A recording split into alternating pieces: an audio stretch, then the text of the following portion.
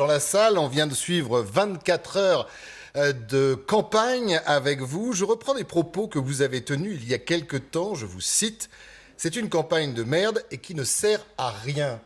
À 11 jours du premier tour, vous êtes toujours dans les mêmes dispositions ?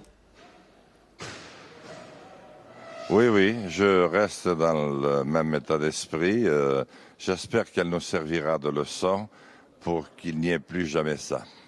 Alors, qu'est-ce qui justifie de tels propos, Monsieur Lassalle? C'est que le débat vous a semblé inexistant. Pour quelle raison vous dites cela?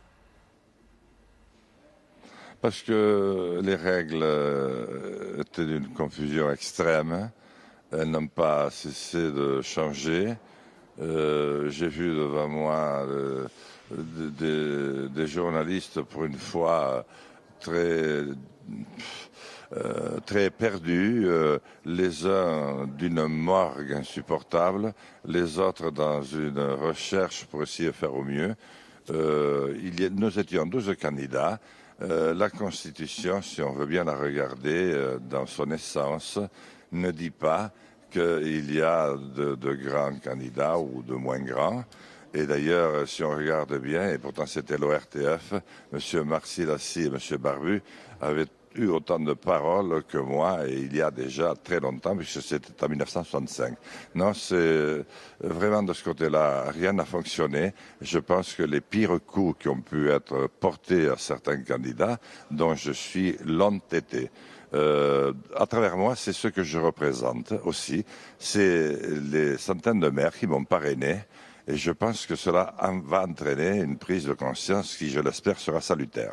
Vous pensez, Jean Lassalle, qu'il y a aujourd'hui une scission, je vais essayer de la résumer ainsi, entre le pouvoir, Paris, et le reste d'une France qui existe et qui souffre ?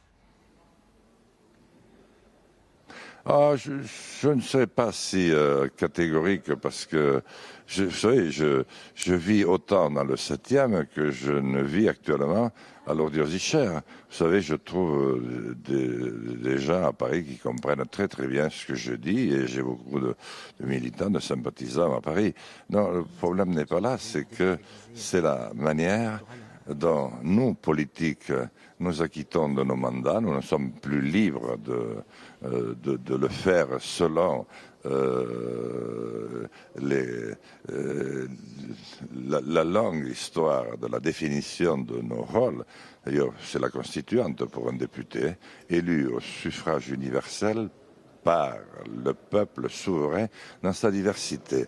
Il est élu du peuple. Il représente une parcelle de la nation. C'est pas difficile. Pour la présidence de la République, c'est aussi défini. On ne dit pas si un tel a plus de paroles qu'un tel. On ne dit rien de tout ça. Mais ça, ce n'est pas un fait parisien.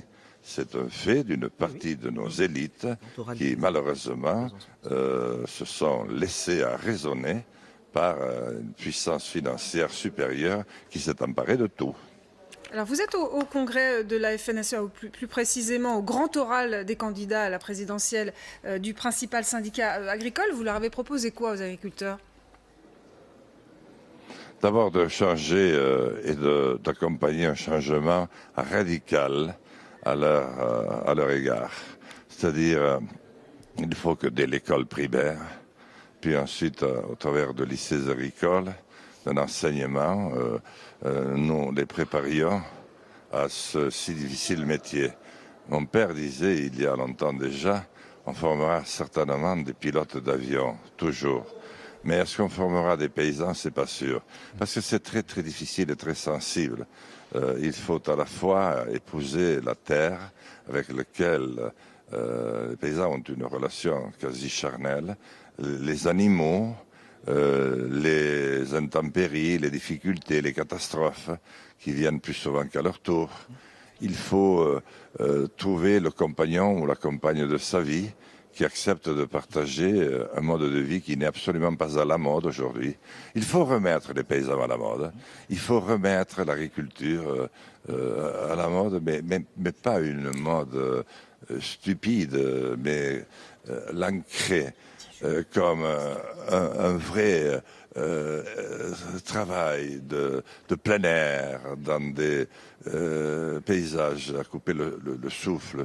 Et il faut monter ça en épingle. Et puis, je mettrai 3 milliards par an pour le développement et le retour de l'agriculture, mais aussi des services publics dans nos campagnes que je vais prélever sur les 26 milliards d'euros que la France verse à l'Union européenne à fonds perdus, puisqu'il ne s'occupe plus du tout d'agriculture. Et il faut revoir entièrement la construction de la PAC. Je veux retrouver des exploitations à taille familiale, de taille moyenne, petite, là où l'on confectionne les meilleurs produits. Et Jean Lassalle, les agriculteurs, ils vous aiment bien, puisqu'il y a 8% d'intention de vote chez les agriculteurs, selon l'enquête parue aujourd'hui. Julien Arnaud a une question pour vous. Oui, Jean Lassalle, vous êtes affiché comme le candidat, j'allais dire, du monde rural. On a bien entendu vos propositions, notamment concernant les agriculteurs, mais j'allais envie de dire l'autre volet de cette ruralité, ce sont aussi les chasseurs, dont le patron ce matin des chasseurs a appelé à voter Emmanuel Macron. Vous leur dites quoi aux chasseurs? Ils ont toute leur place aujourd'hui dans cette ruralité? Plus que jamais. Je dis aux chasseurs, vous avez plus de place que jamais parce qu'on a autant besoin de vous qu'on en avait il y a 50 ans ou un siècle ou deux. D'abord, nous avons besoin pour que vous continuiez à réguler un certain nombre d'espèces qui ont une propension au développement très grande. Et ce n'est pas uniquement parce qu'ils ont été agrénés ou je ne sais quoi. Les sangliers pullulent, ils labourent tous les terrains. Et lorsque vous passez derrière, les bêtes ne peuvent pas ne peuvent pas brouter dessus, vous ne pouvez pas nettoyer quoi que ce soit. Les ronces poussent partout, nous sommes sur des terrains qui sont abandonnés et le chasseur a une science de la nature. J'en ai eu beaucoup dans mes conseils municipaux, c'est ceux qui connaissaient les mieux, les coins et recoins des communes. Donc pour moi ils sont très très importants et quant au choix de leur président de fédération, qu'est-ce que vous voulez? Il voulait devenir secrétaire d'État ou ministre. Il a choisi Macron. On ne peut pas reprocher à quelqu'un d'aller à la gamelle. Hein.